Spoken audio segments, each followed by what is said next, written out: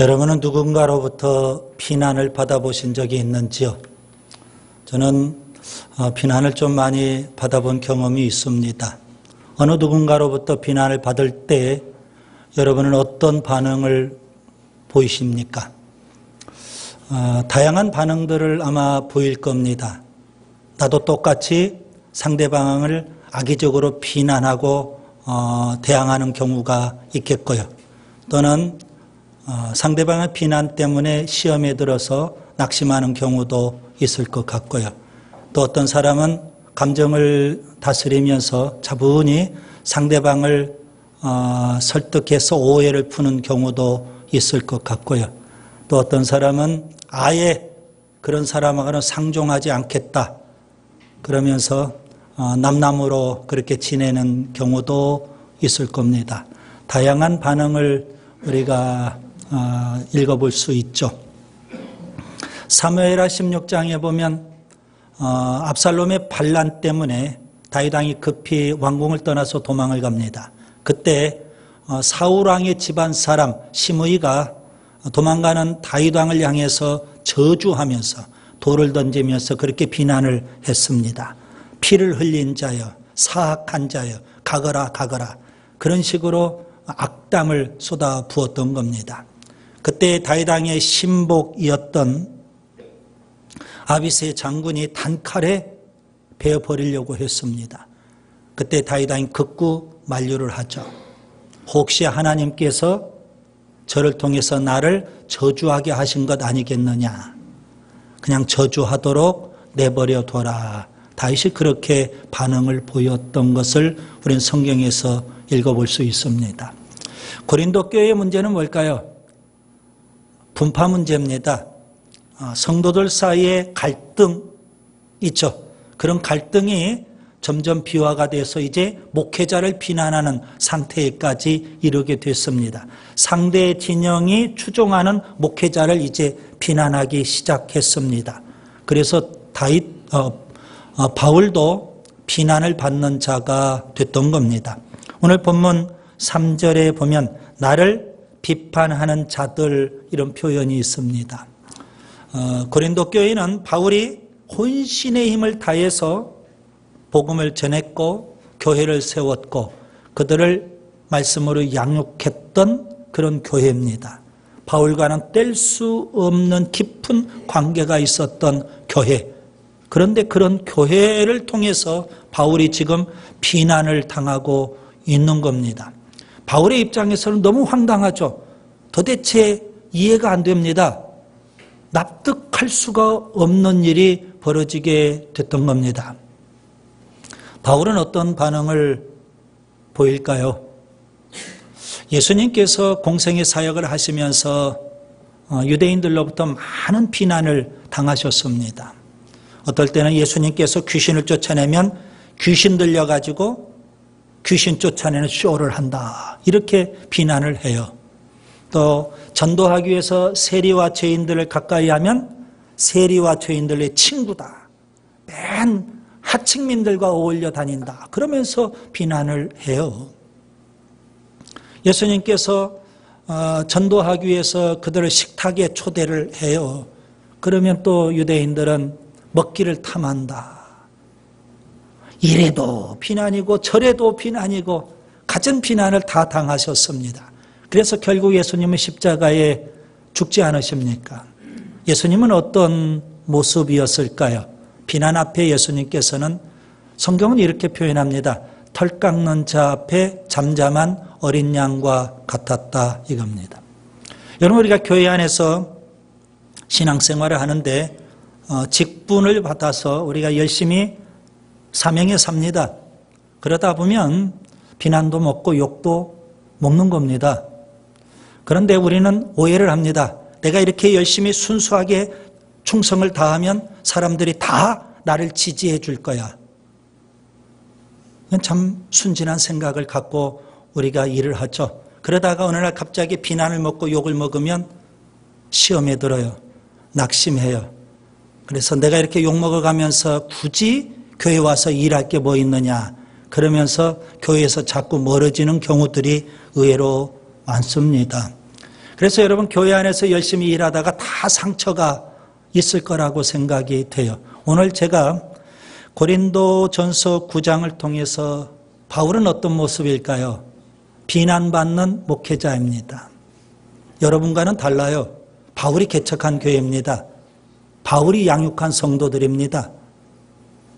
다른 사람은 다 바울을 욕해도 고린도 교회 성도들이 그러면 안 돼요. 그런데 고린도 교회 성도들이 바울을 비난하고 욕하고 있는 겁니다. 이런 상황에서 바울은 어떻게 했을까요? 어떤 사람처럼 못해 먹겠다고 투정 부렸을까요? 아니면 이제 그만하겠다 때려쳤을까요? 아니면 어디 두고 보자 앙심을 품었을까요? 바울은 전혀 그러지 않았습니다. 그는 예수님처럼 그 모든 비난들을 다 받아들입니다. 그런데도 불구하고 그는 전혀 요동하지 않습니다. 변함이 없습니다. 흔들리지 않았습니다. 한결같이 그는 그의 삶을 살아가는 겁니다. 여러분, 주변의 비난, 욕 때문에 내가 상처가 되고 내가 흔들린다면 손해는 납니다. 비난하는 사람이 손해가 아니라 그 비난 때문에 내가 흔들리고 내 신앙이 다운이 되어버린다면 내가 손해라는 말씀입니다. 바울은 전혀 그러지 않았습니다. 오늘 고린도전서 9장에 보면 그런 비난 속에서 바울은 어떻게 살았을까요? 세 가지 모습을 제가 여러분에게 소개해 드리려고 합니다. 그래서 우리가 주의 일을 하다가 비난도 먹고 욕도 먹을 텐데 그럼에도 불구하고 우리는 바울처럼 여전히 한결같은 자세로 살아야 되는 줄 믿습니다. 오늘 본문을 제가 세 단락으로 나누려고 합니다. 1절부터 6절까지 바울은 비난 속에서도 여전히 사도로 살았습니다.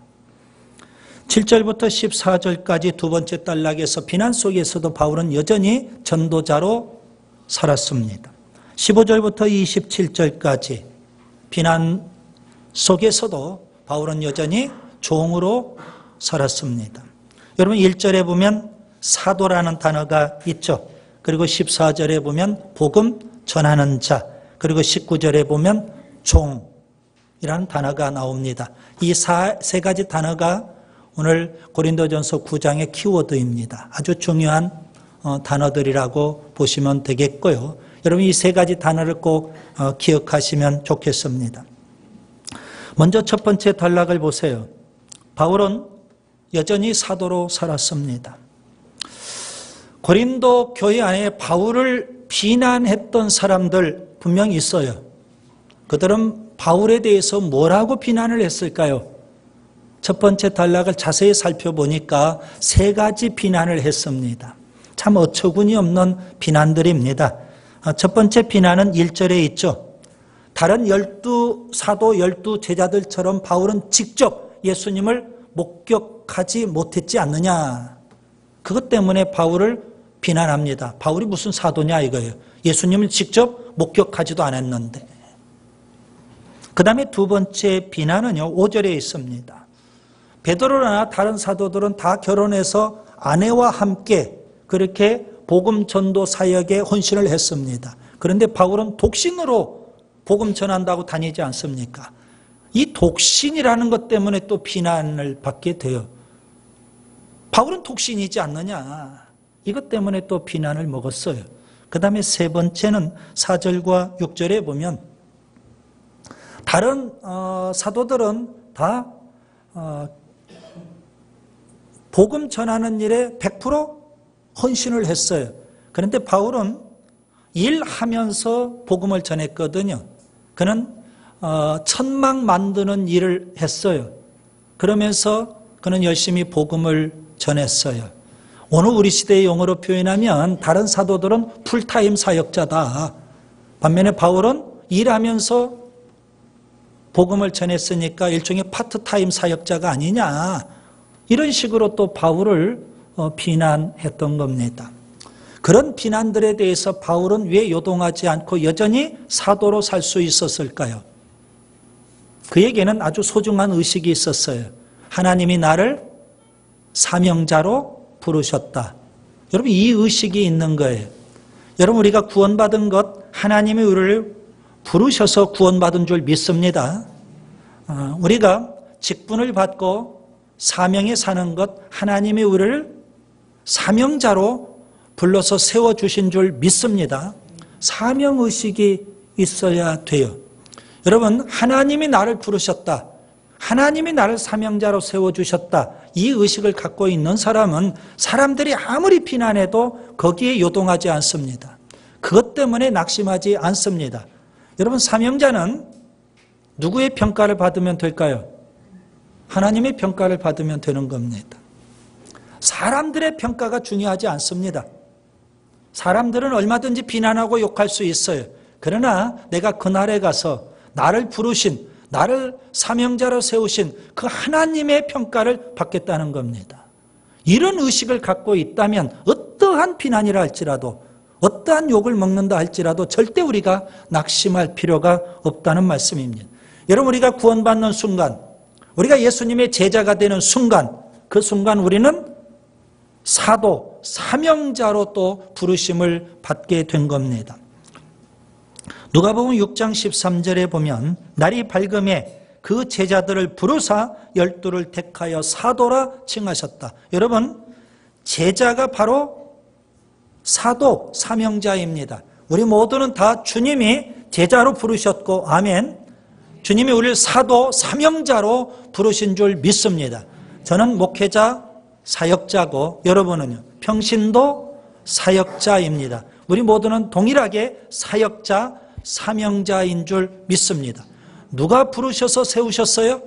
하나님이 그렇게 하셨어요. 사람들의 평가에 여러분 너무 귀 기울이지 않기를 바랍니다. 하나님의 평가가 중요하지 않겠습니까? 달란트 비유에서 보면 1달란트, 2달란트, 5달란트 주인이 맡겨줬어요. 그리고 주인이 때가 되면 다시 와서 결산을 해요. 2달란트와 5달란트 받은 자를 가리켜서 착하고 충성된 종, 그렇게 평가합니다. 1달란트 받은 자에게는 악하고 게으른 종, 그렇게 평가합니다. 누가 평가해요? 동료가 평가하는 게 아닙니다. 주인이 평가하시는 거예요. 여러분, 하나님이 우리를 평가하신다. 그렇기 때문에 사람들의 비난과 욕에 우리가 좌우되면 그건 하나님의 사명자가 아니죠. 사도행전 20장 24절에 바울은 이렇게 고백합니다. 내가 달려갈 길과 주 예수께 받은 사명, 곧 하나님의 은혜의 복음을 증언하는 일을 마치려 하면 나의 생명조차 조금도 귀한 것으로 여기지 아니하노라. 바울은요, 사람들의 얘기에 귀 기울이지 않았어요. 나는 하나님이 나에게 맡겨준 사명이 있기 때문에 이 사명에 나는 목숨 걸고 나아가겠다는 겁니다. 여러분, 바울처럼 우리도 평생 사명자로 살 수 있기를 바랍니다. 그 다음에 두 번째 단락을 보세요. 7절부터 14절까지. 바울은 전도자로 살았습니다. 여러분, 사명자, 하나님 우리에게 맡겨준 사명이 있는데 그 사명은 뭘까요? 복음을 전하는 일, 전도입니다. 맨 처음 예수님께서 다메섹 도상에서 바울을 만나셨습니다. 바울을 만나셨고, 왜 바울을 만나셨을까요? 왜 바울을 구원해 주셨을까요? 하나님이 맡기신 사명이 있어요. 바울에게 주어진 사명은 도대체 뭘까요? 그 당시 다메섹에 있는 아나니아에게 예수님께서 분명 바울의 사명이 이거다, 그렇게 말씀하셨어요. 사도행전 9장 15절에 보면 이 사람은, 바울은 내 이름을 이방인과 임금들과 이스라엘 자손들에게 전파하기 위하여 택한 나의 그릇이라. 예수님을 전파하라고 예수님께서 특별히 택한 그릇이라는 겁니다. 우리는 사도행전을 통해서 베드로는 유대인의 사도, 바울은 이방인의 사도이라는 것을 배워서 알 수 있습니다. 이방인들을 구원하기 위해서 예수님이 특별히 택했고 사명을 맡겨주신 겁니다. 바울뿐만 아니라 우리 모두도 사명자인데 우리에게 주어진 가장 중요한 사명은 뭘까요? 복음을 전하는 일, 전도인 줄 믿습니다. 예수님이 이 땅에 오셨어요. 무엇 때문에 오셨을까요? 전도를 위해서 오셨습니다. 마가복음 1장 38절에 보면 우리가 다른 가까운 마을들로 가자. 거기서도 전도하리니 내가 이를 위하여 왔노라. 주님이 이 땅에 오신 목적이 뭐예요? 전도라는 사명 때문에 오셨고 주님은 공생의 기간 동안 그 사명 다 감당하셨습니다. 그리고 12 제자를 부르셔서 제자 훈련을 시키십니다. 그들을 전도자로 주님은 훈련시키셨던 겁니다. 마가복음 1장 17절에 보면 주님께서 제자를 부르실 때 이렇게 말씀하십니다. 내가 너희로 사람을 낚는 어부가 되게 하리라. 지금은 아닌데 예수님을 통해서 그들이 훈련받고 사람을 낚는 전도자가 될 수 있다는 겁니다. 그들에게 주어진 사명은 전도였습니다. 주님은 승천하시면서 제자들에게 지상명령, 전도라는 사명을 맡겨주셨습니다. 마가복음 16장 15절에 보면 너희는 온 천하에 다니며 만민에게 복음을 전파하라. 그리고 주님은 승천하셨어요. 제자들에게 주어진 사명, 그것이 바로 전도입니다. 오늘 우리 교회에 주어진 사명, 그것은 바로 전도인 줄 믿습니다. 여러분, 우리가 복음을 전하면 주님은 끝까지 우리를 책임져 주십니다. 여러분, 오늘 본문 두 번째 단락을 보세요. 전도자에게는 어떠한 혜택이 주어질까요? 복음으로 말미암아 살 수 있도록, 특별히 14절에 보면 복음을 전하는 자는 복음으로 말미암아 살 수 있도록 주님께서 배려해 주시는 겁니다. 먼저 일반적인 예를 들 수가 있겠죠. 8절에 보면 사람의 예라는 표현이 있습니다. 7절에 보면 여러분 일꾼에게는 마땅히 상식선에서 우리가 생각해 볼 수 있죠. 일꾼은 거기에 맞는 대가를 받는 게 당연한 겁니다. 일했으니까 일한 대가를 받아야 되지 않을까요? 이건 상식선에서 말하는 예거죠. 그러나 여러분 8절에 보면 율법도 그 사실을 말씀하고 있는 겁니다. 9절에 보면 곡식을 밟았다는 소에게 망을 씌우지 말라고 율법은 말씀합니다. 왜 그럴까요? 일꾼들에게 그 곡식을 떨다가 떨어진 이삭들을 주워 가질 수 있도록 마땅한 대가를 제공해 주기 위해서 율법도 그렇게 명하고 있는 겁니다. 여러분 13절에 보면 성전의 예를 들고 있죠. 성전에서 봉사하는 제사장들, 레위인들 마땅히 성전에서 나오는 것을 먹을 수 있습니다. 왜요? 열심히 주님의 일을 감당하니까 주님께서 책임져 주시겠다는 겁니다. 여러분, 우리 모두 사명자고 전도해야 될 사명이 주어졌는데 우리가 전도자로 살면 주님은 어떤 축복을 우리에게 주실까요? 우리가 성경을 보니까 주님께서는 두 가지 축복을 약속하셨어요. 전도자에게 주어진 축복 두 가지입니다. 하나는 제가 이렇게 표현할 겁니다. 100배의 축복을 주님이 약속하셨어요. 누구에게요? 전도자에게. 전도의 사명을 감당하는 자에게 100배의 축복을 약속하셨습니다.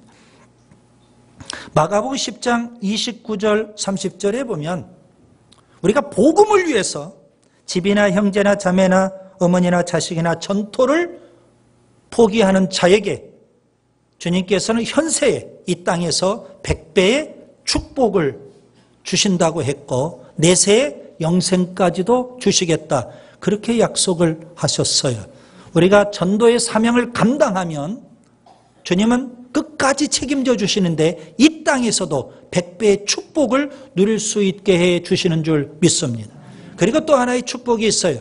마태복음 28장 20절에 보면 세상 끝날까지 주님께서 함께해 주신다는 겁니다. 누구에게요? 지상명령 전도하는 자에게 주님께서는 임마누엘의 축복을 약속하셨습니다. 주님은 전도하는 자를 사랑하십니다. 아멘. 전도하는 자와 함께 하십니다. 그리고 그 자에게 100배의 축복의 역사를 주시고 내세의 영생까지도 약속해 주셨습니다. 여러분, 우리가 전도를 사명으로 여기고 바울처럼 어떠한 비난이 있다 할지라도, 어떠한 방해와 해방이 있다 할지라도 이거 우리의 사명이니까 전도자의 사명을 잘 감당하는 우리가 될 수 있기를 바랍니다. 그 다음에 세 번째 단락을 보세요. 15절부터 27절까지 바울은 종으로 살았습니다. 전도자에게는 마땅히 권리가 있죠. 일꾼들이 대가를 받는 것 당연한 것처럼, 율법에서도 그걸 명하고 있는 것처럼, 그리고 성전의 제사장들이 성전에서 나오는 것으로 먹는 것처럼 전도자로서 당연한 권리가 주어져 있는 겁니다. 그런데 바울은 그 권리를 하나도 사용하지 않았어요. 스스로 일하면서 복음을 전했어요. 그리고 고린도 교회에 그 권리를 요구하지도 않았어요. 오히려 그 권리를 포기했더라는 겁니다. 왜 그렇습니까? 한 사람이라도 더 복음을 듣고 구원받도록 하기 위해서 바울은 자기에게 주어진 권리를 과감하게 포기를 했던 겁니다. 그것을 바울은 내가 종으로 살았다 이렇게 표현을 합니다. 얼마든지 사도로서 권리가 있어요. 전도자로서 권리가 있어요. 그런데도 불구하고 그 혜택을 다 포기하고 그는 종으로서 열심히 섬겼다라는 겁니다. 이유가 있다면 한 사람이라도 더 복음을 듣고 구원받도록 하기 위해서입니다. 예수님 이 땅에 오신 목적이 전도라고 제가 말씀을 드렸어요. 주님은 전도하기 위해서 어떤 방법을 쓰셨을까요? 하나님의 아들로서의 그 영광, 그걸 다 포기하시고 주님은 육신을 입고 이 땅에 오셨던 겁니다. 왜요?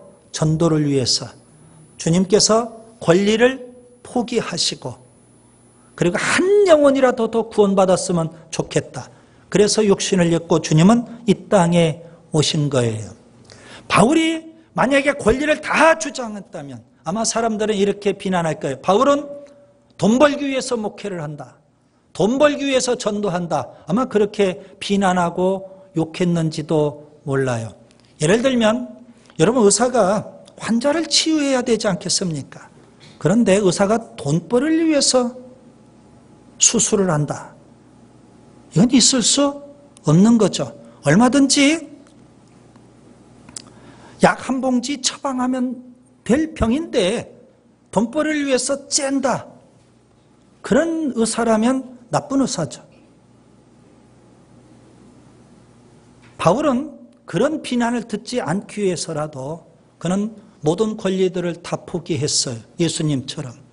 그리고 한 영혼이라도 더 구원받았으면 좋겠다. 그래서 스스로 종으로 살았던 겁니다. 여러분 오늘 본문 19절에 보면 바울은 모든 사람의 종이 되었다 그랬습니다. 왜요? 모든 사람이 다 구원받기를 원한 거예요. 여러분 모든 사람에게 복음이 필요한 줄 믿습니다. 모든 사람에게 예수님이 필요한 줄 믿습니다. 그래서 바울은 그들이 구원받을 수 있도록 스스로 종이 되었고 그들을 섬겼던 겁니다. 여러분 바울의 이 삶의 자세를 우리의 삶에 좀 적용했으면 좋겠습니다. 우리가 흔히 우리 주변에 전도하다 보면 이런 이야기를 듣곤 합니다. 나는 아무개 때문에 절대 교회 가지 않을 겁니다. 나는 아무개 때문에 절대 예수 믿지 않을 겁니다. 나 한 사람 때문에 아무개가 시험에 들고 예수 믿는 것을 내가 방해하게 된다면 이 얼마나 안타까운 일입니까? 바울은 내 권리를 다 내려놨어요. 한 사람이라도 더 구원받도록. 우리가 직장에서 일터에서 얼마든지 내 권리를 주장할 수 있어요. 그런데 우리가 그것을 양보해야 돼요. 왜요? 나 한 사람 때문에 또 한 사람이 구원받을 수 있도록. 그래서 예수님께서는 마태복음 6장 33절에 이렇게 말씀하십니다. 너희는 먼저 그의 나라와 그의 의를 구하라는 겁니다. 한 사람의 구원을 위해서 우리가 희생할 것 희생하고 포기할 건 포기하고 그러면서 종으로 열심히 섬기고 그래서 한 영혼이 구원받게 되는 줄 믿습니다. 이제 말씀을 정리하려고 합니다. 바울은 비난받는 목회자였습니다. 그것도 바울이 개척한 교회 그리고 바울이 양육한 성도들로부터 비난을 당했던 겁니다. 바울은 어떤 태도를 취했을까요? 그 비난 때문에 그는 낙심하지도 않았고요. 그 비난 때문에 그는 앙심을 품지도 않았고요. 그들이 비난한다고 똑같이 비난으로 맞대응하지도 않았어요. 그는 비난을 묵묵히 받아들였지만 요동하지 않았어요. 오히려 묵묵히 그가 살아온 삶의 방식대로 살았던 거예요. 그는 어떻게 살았을까요? 사명자로 살았어요. 그는 어떻게 살았을까요? 내 사명은 전도라는 것을 알고 전도자로 살았어요. 그는 어떻게 살았을까요? 나를 통해서 한 사람이라도 더 구원받을 수 있도록 섬기는 종으로 살았어요. 여러분, 오늘 우리가 사명자로 전도자로 섬기는 종으로 살고 우리를 통해서 한 영혼이라도 구원받는 역사가 있기를 바랍니다. 어떠한 비난, 어떠한 욕, 어떠한 방해, 어떠한 회방 그걸 두려워하면 안 돼요. 우리는 주님 앞에 가서 주님으로부터 평가를 받으면 되는 거예요.